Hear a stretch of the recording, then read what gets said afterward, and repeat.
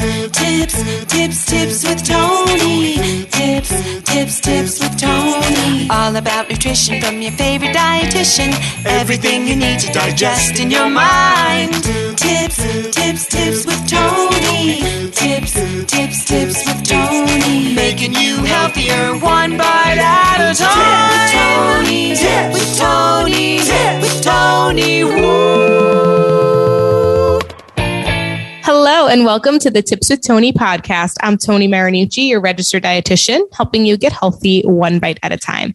I'm excited for you to meet our very next guest. I have Lina in front of me. She is a podcast host as well, and she does an incredible job at empowering women to discover their potential and create their own reality through community, mindset, and health. And I'm super excited to have her here, kind of share some of her insight and personal experiences and just really help you kind of step outside your comfort zone a little bit and grow into the person that you were meant to be. So Lina, welcome to the podcast. Thank you so much for having me. I'm so excited to be here. Very excited to have you. The first question I always ask our guests is a 3-part question. I would love for you to introduce yourself by sharing who you are, what you do, and most importantly, why you do what you do. So like you said, my name is Lina. I am recently married. Congratulations. And recently just bought a house. I know. Yay! There's like so much going on in my life right now. It's wild. I have a podcast called Anchor Within, which, like you said, really strives to help empower women step into their best selves, really anchor within their own strengths, their own weaknesses, and who they truly are. So we talk a lot about, uncovering limiting beliefs and digging deep into who we really are, who we were born to be without all the sticky notes of labels that society has put on us as we've grown into the women we are today. So really, I do what I do to help women discover who they were meant to be, not who they were told to be.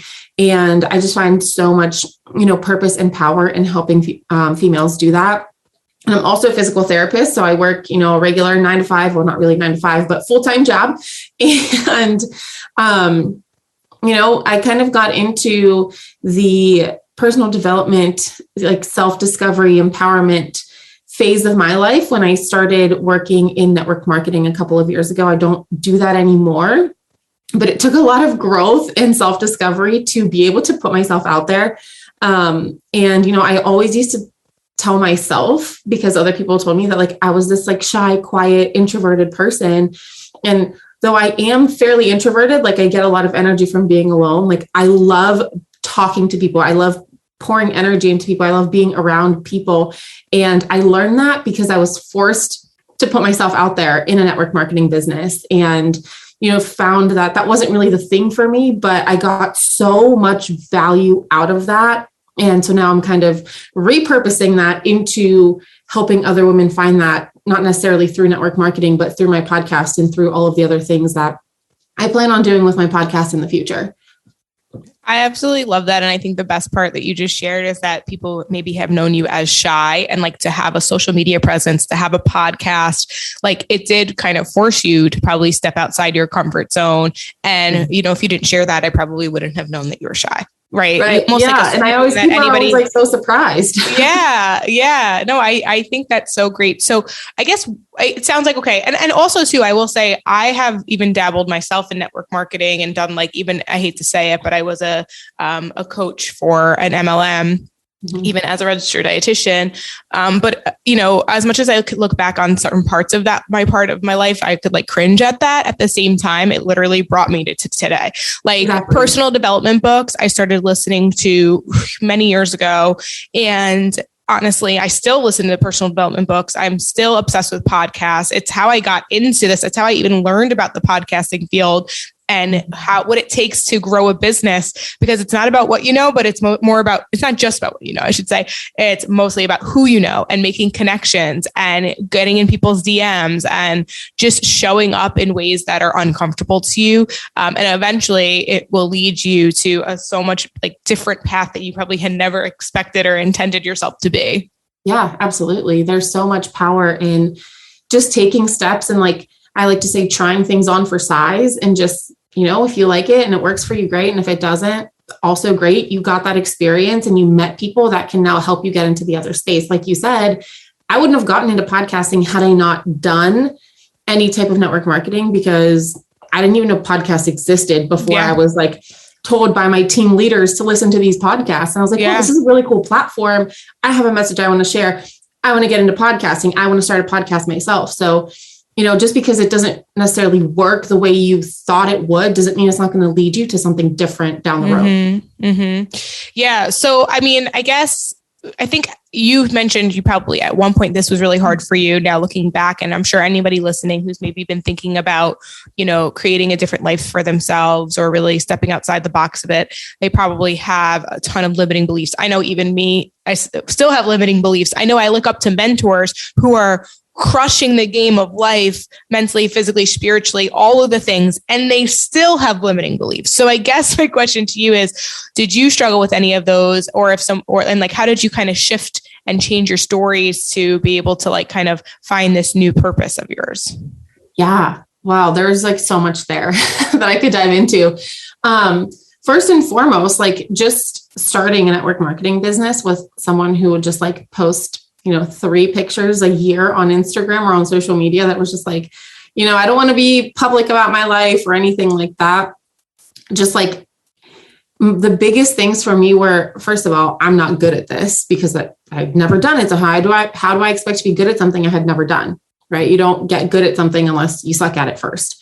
And that was like the biggest one. And then also like, I'm not worthy. I'm not capable. I'm not whatever enough, right? It was always like, I'm not blank enough to do whatever it was that I was doing. And the hardest part for me to break through those things was to realize that I had to start taking action, even though I didn't believe I was good enough, in order to like show myself that I could do it, right? So it was like taking those small action steps along the way to put, like, I use the metaphor of like, you have this bucket of confidence, right? And every single step that you take is like a little coin that goes into it. And eventually you take so many steps that it fills up and starts to overflow into other aspects of your life. And as you take action, you get more clarity on, first of all, where you want to go and what actually is and isn't for you, what's aligned for you, what feels great, what doesn't feel so great. And then you kind of learn that those beliefs are always going to be there. Right? You might master this one thing, and then you're going to go to the next level. So let's use network marketing as an example, right? Like, let's say you're in a company that has like 5 levels from when you join to the top of the company, where you get a car and you do all the fun trips and stuff, right? So you get to that first level, you work through the limiting beliefs, and then the next level is like double the sales that you have to make to get to. And you're like, well, crap. I can't do this. This is really hard. And those limiting beliefs start to come back in like they did in the very beginning. But then guess what? You end up doing it anyway, because you already have proof that you did something you didn't think you could do.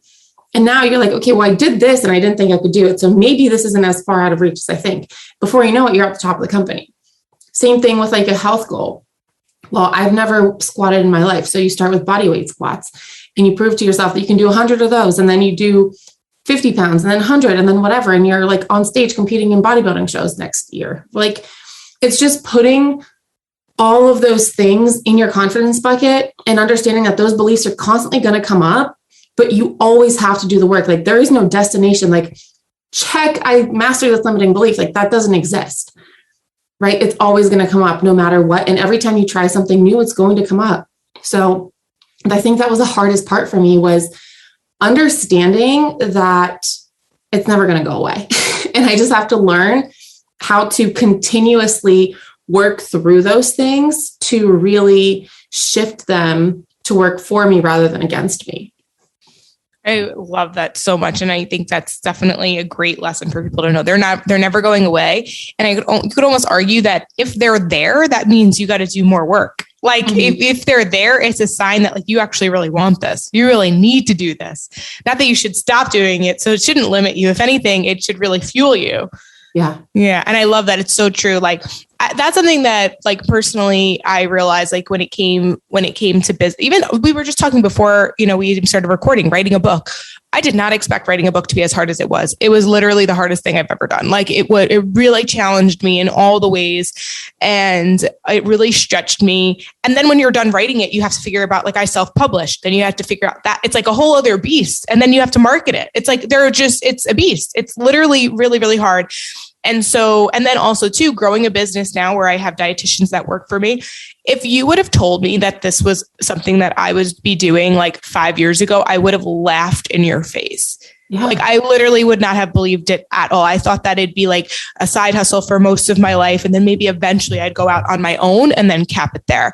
Now I have these thoughts that are so much bigger. I'm going to school to get my real estate license. I really want to create like a bathing suit line. Like there's so many things that I actually, even though the fear is there, even though I know literally, guys, like I'm speaking to the listeners now too, like these real estate courses, I know nothing. I don't own a thing. I lease my car. I've rented my whole life. I know nothing about owning a home at all. I know nothing about deeds and dimensions and plots and all these things that I'm learning. Like for people that are in the class, maybe they have bought a home before. There's people in the class that like flip homes regularly. Like there's people that know a lot more than I do.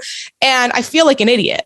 I'm not going to lie. Like I feel like an idiot, but I also know that if I want this bad enough, and I do, I'm going to make it work for me, and I'm going to learn the material. And the more I show up for class and the more I study and the more then once I actually, get the certification and start doing it and like getting around the environment and being that small fish in a big pond, like I've done that multiple times before. So now it's no longer a matter of like, the fear is there, so I shouldn't do it. It's the fear is there, so hell yeah, I'm going to do this. Like I am doing this. And I know that I can, because you're like you said, you look back at the proof. But I wouldn't have done that if I just stayed stagnant, right? You wouldn't be doing what you're doing. You could have had these thoughts of like, oh, starting a podcast would be cool. Yeah. Like something like that would be cool. But the fact that you did it, now you're doing it, and now you're good at it. Like, it's just so awesome. It's so, so awesome. Sorry, I don't know if you guys are hearing my cat, Joey. He's just very loud today. Buddy. He was just meowing the whole time. I muted myself while you were talking, but he was going ham to open the door for, I'm not doing it, but go away. Go. Okay. Anyways. All right. So one thing that you also talk about a lot, like on your Instagram and stuff, is basically helping people find purpose from pain.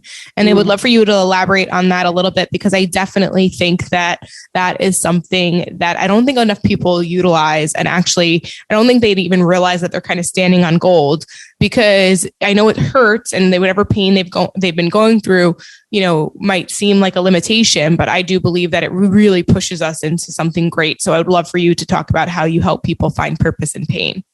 Yeah. And this is something we kind of touched on before we started recording too. So, last September, for those of you listening, my dad died. He had pancreatic cancer. And, that was like the hardest thing I've ever gone through in my entire life. I had never really lost anyone in my life before, especially not someone that close to me. Like my grandparents, my grandmas are still alive. I lost my grandpa when I was in college, but I was born in Bulgaria, and then I moved to the States whenever I was 5 years old. So I was never really close with my grandparents, at all. Obviously, I was sad, when I heard my grandpa died, but it didn't affect me in a way that most people get affected when their grandparents die, when they're close with them. And so I never really experienced that really deep grief and sadness. And then when my dad died, I was like, oh my God, what is this? What is happening in my life right now? What is my body doing? So not only did my dad die, but 5 days later I got COVID. So that was a fun time. And there was just so much going on, because my body was already so drained from the past 6 months of watching my dad rapidly decline and pretty much deteriorate into nothing. And then just your immune system is shot, everything, your entire body just kind of shuts down. And then I got COVID, which just wiped me out even more. It was just such a nightmare of 3 weeks probably when that happened. And what I really learned from that was, one, that I needed to slow the F down with everything I was trying to do in my life. And you can't do all 10 things at one time. So slow down and just really be present. And the other thing that I really learned from that was there is so much here. Like you said, you're literally standing on a gold mine of so much that can help so many other people. So my podcast, like we talked about earlier, is really about helping people dig deep, figure out who they are, and then kind of spread that message to other people. Right. And then when this all happened, I was like, okay, there's so much going on in my life. Like I am being forced to grow right now, whether I want to or not. Looking back now, there was a point in my life prior to that where I had kind of stopped growing. I got really comfortable with where I was. And it was just like, okay, I have my podcast. I have this going on. I have that going on. And like, I'm happy where I'm at. Well, clearly there's more for me out there because the universe was like, haha, just kidding. This is going to happen to you. And you're going to have to figure out how it's not happening to you and why it's happening for you. What can we learn from this?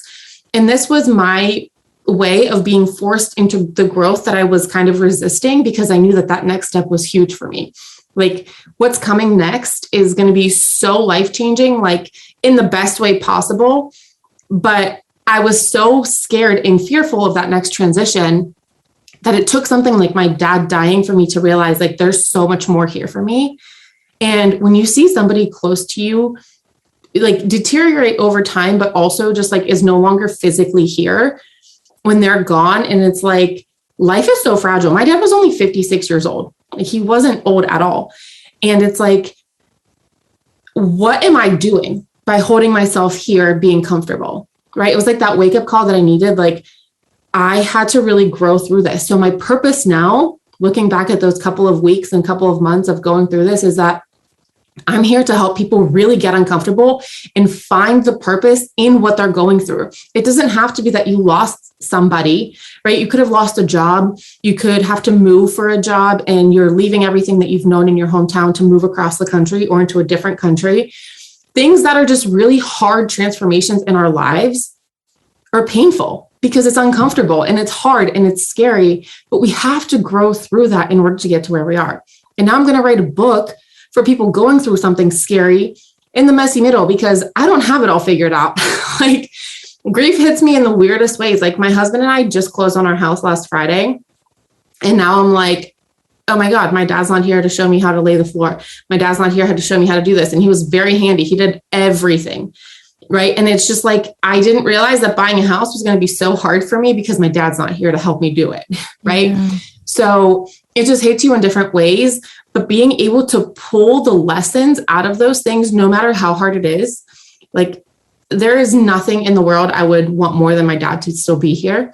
But if it's going to have to happen the way that it happened, I'm going to use that to everybody's advantage. I'm not going to let it put me into a hole and then like live in this sad, upset, woe is me kind of life for the rest of my life. Because one, that's not what he would want. And two, there's so much here that can help other people, right? So why are we constantly just like, we get so closed off because it's painful and we don't want to process that pain. But the more you process, the more you realize that this is life-changing for me. And if I just put it out there for one other person to help, like it's going to be life-changing for them too. Yeah, I could not agree more. I mean, listen, losing a loved one, no matter how it happens, whether it's an accident, whether it's by suicide, whether it's from health conditions, whatever it is, like it sucks either way. Like it's going to be painful. It's going to be hard. It's not comfortable at all. Like I have a very similar mindset as you as well, in the sense of like, at least let's make something out of it rather than nothing out of it. Like we don't like, we would want anything in the world to have this person living and being with us. We're not saying that at all.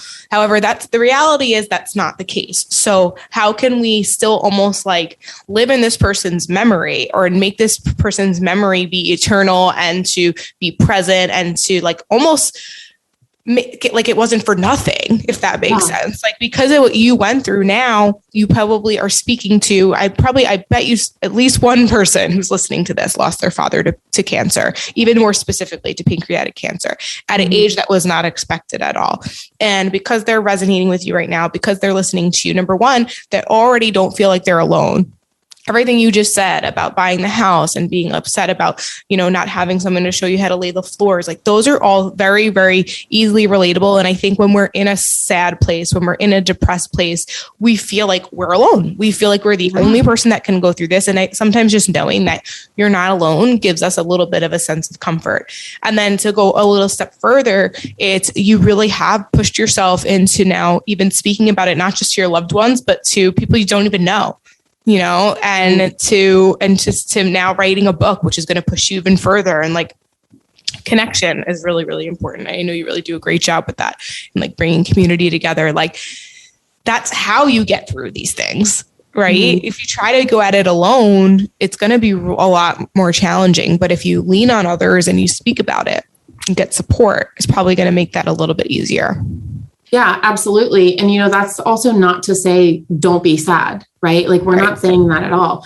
I was sad for months and I still am, right? But I can't live my life in a constant state of sadness. I have to continue to move forward and grow as a human and like feel the feelings, go to therapy. I talk to my therapist every single week, right? Like you have to process these things and it doesn't ever go away. The sadness will be there. It will come and it will go and it'll fluctuate.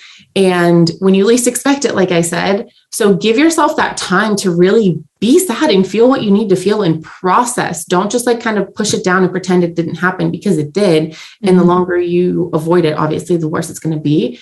So the lesson here really is like, allow yourself to feel what you need to feel, but also allow yourself to look at the situation objectively and say, what am I learning through this processing that can help me grow, that can help somebody else through this process as well? Mm-hmm. Yeah, so good. Do you have crazy seasonal allergies and the traditional over-the-counter medications just don't work for you? Well, don't worry, because Gut Personal is coming to the rescue. No pun intended. Their new powerful support supplement is perfect for seasonal or year-round allergy symptoms so you can feel and breathe better. No more sneezing, tired, dry eyes, runny nose, or congestion. You'll love it if you have frustrating respiratory symptoms when the seasons change. You'll also love it if you're experiencing all of those symptoms that I just explained above. And the reason why the Rescue from Gut Personal is the perfect supplement to try, it's because it's a targeted blend of flavonoids, antioxidants, enzymes, and botanicals designed to provide support for symptoms caused by common environmental allergens. The Rescued includes quercetin, a powerful flavonoid to support healthy histamine levels, bromelain, which enhances the absorption of the quercetin and supports mucosal tissue health. You can also find bromelain in pineapple, but that's a sidebar. Stinging needle leaf, which balances hyperimmune response, and N-acetylcytosine. And guys, I am so sorry. I cannot pronounce these words properly, so please do not judge me or criticize me for that. Anyways, the N-acetylcytosine, sorry for the mispronunciation. It clears the airways of promoting those normal flows of mucus. So this powerful combination actively promotes healthy nasal and sinus passages for individuals with elevated histamine and respiratory irritation. So go to the link in the show notes to visit Gut Personal, get a bottle of the Rescue, and don't forget to use Tips with Tony 10 at checkout to save 10% or 20% off when you subscribe. Now back to today's episode. All right, so let's get tactical now. So we're kind of talking about people kind of feeling the fear and doing it anyway, and taking their pain and meeting with it and doing the work and, finding their purpose. I guess, how can someone work towards being like a more authentic version of themselves and, creating strong boundaries and trust and self-confidence?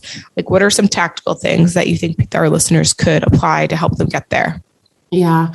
So this is something that's going to be different for everyone. So I just want to encourage everyone listening that take what resonates and leave what doesn't. Because for me, what really works for me is meditating and journaling and being still and present with my own thoughts. Like, it is a non-negotiable for me to have 10 to 60 minutes a day of quiet time where I can just be alone in my own head. with no distractions, to really listen to what I want, to really hear myself without that outside noise, without the distractions out there. Other things that have worked for so many other people are going for a walk, just being in nature. Again, anything that's going to let you be alone with your thoughts. And that is really freaking scary because we don't like to hear our own thoughts sometimes because we have been so conditioned to believe that we are this version of ourselves that isn't really us, that when we sit and listen to our own thoughts, we're like, well, I could never do that. Oh my gosh, like, why would I think I'm good enough? Like that imposter syndrome starts to come back in, or maybe no one in your family went to college and you're the first one that graduated. And now you're really regretting the degree that you got because you don't actually like your job with that degree. And you're like, I want to completely shift, right? Maybe you go from nutrition to real estate and like you make that huge shift and you don't want anything to do with nutrition anymore at all, right? And now you're like, well, I paid this much money to go to school and I paid this much time and I did this and I did that. How can I just completely shift what I'm doing? Well, you're conditioned to believe that this is the person, the nutritionist, the lawyer, the whatever that you were created to be because other people told you that that's what you should do because that's what you're, quote, good at. But how do you know that you're not good at the other thing too if you've never tried it and if you've never done something that lights you up on fire? I don't know if you're familiar with human design, but I'm a generator. So anything that lights me up and makes me feel good is what makes me happy. That is what I want to do, right? I went to school to be a physical therapist. I spent way more money than I ever should have. And now I'm 3-4 years into my career and I absolutely don't want to do it forever. I know that for a fact. This is just not for me. Yes, I'm helping people, but not in the way that I want to help people. And then it's just like, oh crap. Now what do I do? Like, this is a really scary situation, right? So really sit down and dig into like the deeper parts of yourself. Ask yourself, what do I want? And if you keep answering with answers like, oh, I want to be a mom by 31. I want to be this by this age. Ask yourself, is that what you really want? Or is that what your mom did? So you think that's what you need to do, right? Ask yourself what actually makes you happy. And then as far as like setting boundaries, which is also really hard for me because I'm an Enneagram 2 and I just want to make everyone happy. This was something that I just had to start with myself. I had to create a boundary for myself. Like first, it started with food. That's where a lot of my self-discovery started, was like with my food-body relationship. I had a really terrible experience with, body image and that kind of thing. So at first I had to start setting boundaries with myself when it came to like the way that I saw and talked about food. And then I had to set boundaries with people in my life who maybe were treating me in a way that I did not want to be treated. And they just continued because I let them, right? So setting those boundaries and just, you have to start small, but you have to start. And I know that it's scary, but there's really no other tactical tip I can give you other than if you're scared, you have to just start. One small step. It doesn't have to be going from A to Z in overnight, but you have to go from point A to point B to get closer to being at Z, right? So as hard as it is, just take that one small step every single day. And before you know it, you're going to be like, holy crap, I did the thing. And that's the really hard part. But there's really nothing else you can do other than just push yourself to do it, right? You're like, if something is this important to you, if it's something that really lights you up and it's what you're feeling really aligned with, really called to do, then just do it. It doesn't matter what anybody else thinks because it's not their life. And once I let that click in my head, it was kind of like a switch. I was like, okay, but I'm not living for this person. I'm not living for that person. Like, they don't even care what I'm doing, to be quite honest. They're too focused on what they want to do. And when I took that, I kind of took a step outside and just looked at the ecosystem of my life. And I was like, I'm so worried about what this person thinks, but this person hasn't even talked to me in 3 months. They haven't interacted with my social media. They're not actually watching me. They don't care what I'm doing because they're too focused on them. So I have to start living for me because no one else cares. It's everyone's focused on their own life. So once we realize that, we can start taking those steps and those little action steps that we need to take to get the clarity of what we actually want. Yeah, I love that so much. I think a couple things I heard in the very beginning, you were kind of sharing how we need to slow down and really listen to ourselves. And I think what happens, especially if you're used to kind of just like catering to others or keeping a busy schedule routine, you're never really slowing down. You don't have that, moment of solitude. You'll still get like the thoughts, but because you have so much going on, it's like you don't even allow yourself to entertain it. And then when you finally do, you immediately start to rationalize like how that's not possible or how that can't work out, because you think people get fixated on like all of the things that have to happen. And like all of like you said, I love that saying, like, just focus on, getting like from A to B, because you need to get to A to B in order to get to Z. But if you never, take that first step, you're not going to get there. So I think that for those who are listening, who really have these ideas, maybe something was planted on your heart, maybe you have been thinking of a career change, maybe you have been thinking of just like doing something that seems like out of the box. Don't be hyper focused on how long it's going to take and, all of the things that you have to do in order to get there. Really just focus on that one thing. What's the next thing? And like exactly what Lina said, like the more you do it, it actually gets easier. And now these small steps eventually accumulate into really big ones. And you're looking back and you're like, oh, damn, like, look at me. I can do this. I can do it. You might not believe it at first. But as you start to kind of put in the work and you start to build that momentum and you get consistent with things, now your belief in yourself even grows as a result of that. Yeah. Amazing. This is so good. Is there anything we didn't talk about that you think would be really helpful for the listeners to hear? No, I think the general message that we're just trying to get across here is to really listen to your own self, to your intuition, to your heart, to wherever you kind of feel when you make a decision. Like, do you feel it in your heart? Do you feel it in your gut? Do you overthink it? Are you somebody who needs to think for a week before you make a decision? And that's okay. You don't have to make a decision right away, but really listen and become so self-aware of what it is you really want. Because again, this is your life. The outside world, they don't care what you're doing. A lot of people are just watching you and waiting for you to fail. So why give them that satisfaction? Because if you don't try, you're already failing, because you're not even going after the thing that you want to do. So just start. And if you realize that maybe you started and you got from like A to M and you're like, this isn't really for me, you're allowed to change your mind. You're allowed to say, this didn't work for me, so I'm just going to shift. I'm going to pivot. Or even if it did work for you, you say, I just don't like this.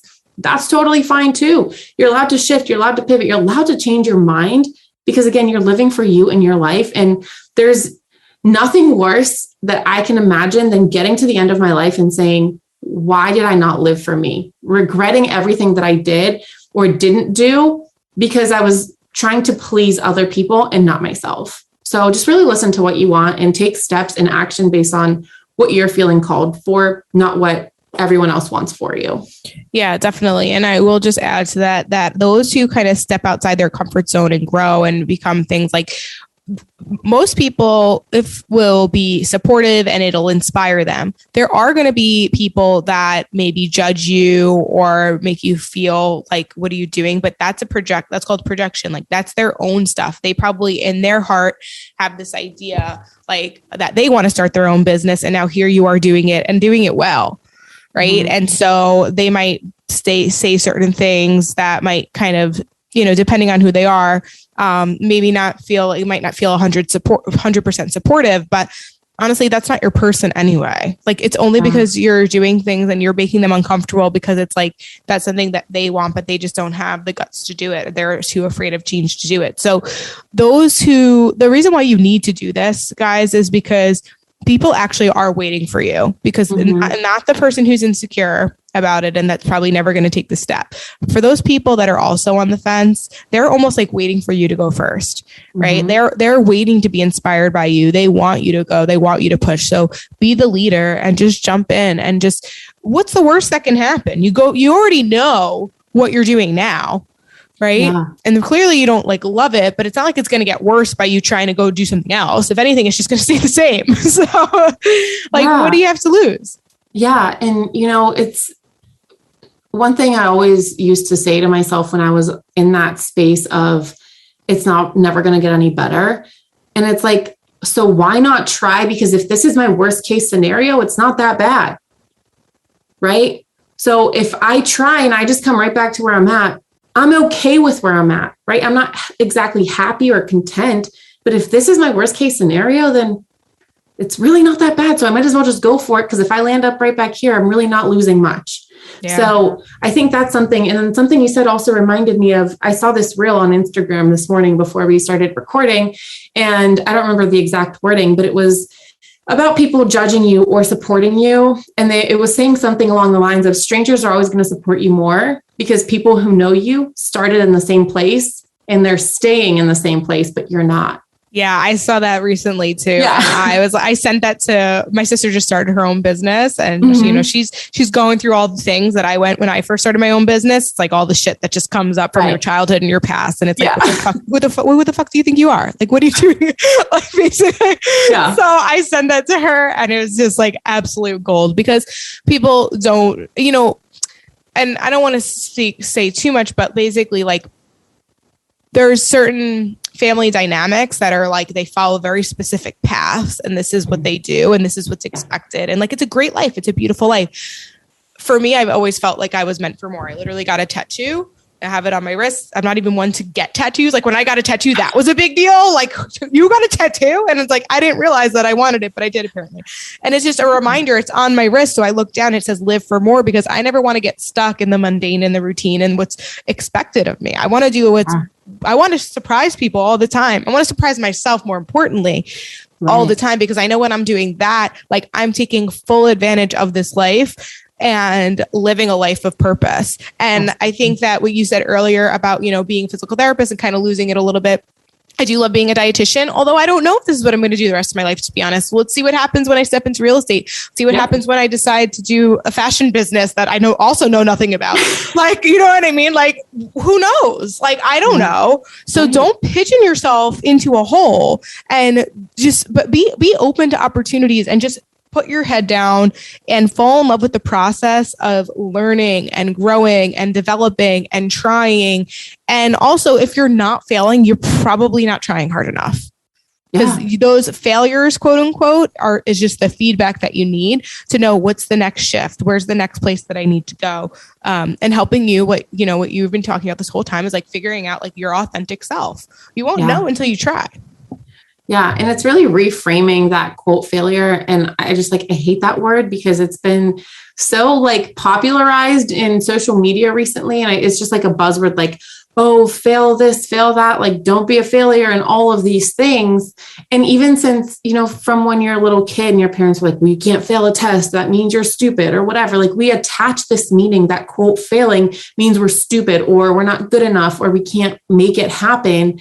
But if you just reframe it and not look at it as failing and look at it as feedback, like you said, or as a lesson to learn, then it really shifts the narrative you have around the word. Like, I don't even use that word that much anymore because it's like not in my vocabulary. When I started, finite. You're not, failure is finite, but you're never done. So and it's like the way that I think of it, that word just doesn't exist. It's like, I'm not failing. I'm just learning. Whether I'm learning that I'm good at this, or maybe I just don't love to do this, I'm still learning. And this is the shift point for me, right? Like, this is where I pivot. This is where I change my mind. This is where I move forward, but you're never failing unless you actually don't even start. So true. Oh, so good. Amazing. All right. Anything else you want to add before we share with the listeners where they can find you, listen to you, follow you, all the things? No, I think we said it pretty much all. Just follow your heart. I love it. I love it. I love it. Okay. So please share your Instagram handle and your podcast title once more so that people can go and continue to get all this incredible inspiration. Yeah, my podcast is called Anchor Within, and you can find it on any podcast platform where you listen. And my Instagram is at the Lina Latini. So amazing. I can spell that out if you want, or you can just. Yeah, I'll put it in the show notes. I'll definitely put it in the show notes. Make sure you guys are following her. Make sure you subscribe to her podcast as well. If you love this episode, you'll definitely love that podcast. And if you're not subscribed to the Tips with Tony podcast, definitely hit that subscribe button. A new episode comes out every Tuesday and Thursday. And when you're you're subscribed, you don't miss a beat. All right. Thank you so much for listening. As always, I'm Toni Marinucci, your registered dietitian, helping you get healthy one bite at a time.